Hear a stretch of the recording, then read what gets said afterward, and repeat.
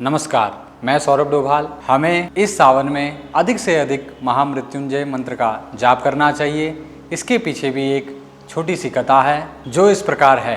मार्कंडू ऋषि की कोई संतान नहीं थी। उन्होंने संतान प्राप्ति के लिए भगवान शंकर की कठोर तपस्या की, जिसे देखकर भगवान शंकर प्रसन्न हुए और उन्होंने ऋषि को दर्शन दिए और कहा कि आपको क्या वरदान चाहिए।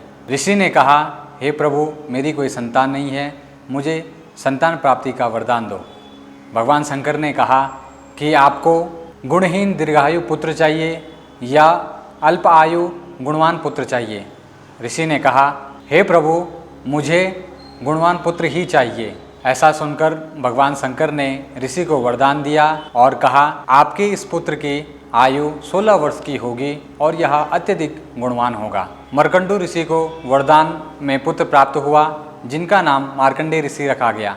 मार्कंडेय ऋषि को अपनी माता से पता चला कि उनकी उम्र 16 वर्ष की है।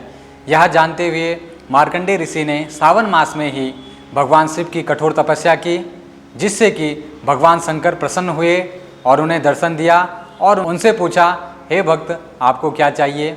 तो उन्होंने कहा कि हे प्रभु, मेरी जो ये अल्प आयु है, इसे दीर्घ आयु में आप वरदान स्वरूप मुझे प्रदान कीजिए। भगवान शंकर ने ऋषि मार्कंडेय जी को दीर्घ आयु का वरदान दिया और जैसे ही यमराज उनके प्राण हरने के लिए आया तो उन्होंने देखा कि शिव जी की इनके ऊपर कृपा है और मार्कंडेय ऋषि के सामने काल भी नतमस्तक हो गया और यहाँ से ही भगवान शंकर का एक और नाम पड़ा, जिसे महाकाल कहा जाता है। जिस तरह से मार्कंडेय ऋषि ने महामृत्युंजय मंत्र का जाप किया, इसी प्रकार आप सभी भी सावन मास में अधिक से अधिक महामृत्युंजय का जाप करें, क्योंकि महामृत्युंजय नाम से ही ज्ञात हो रहा है कि मृत्यु पर विजय पाना। जैसे कि कलयुग में होता ही है, असाध्य रोगों से व्यक्ति ग्रसित होता है, कई कष्ट उसके ऊपर होते हैं, तो उसे इस सावन में अधिक से अधिक महामृत्युंजय का जाप करना चाहिए। धन्यवाद।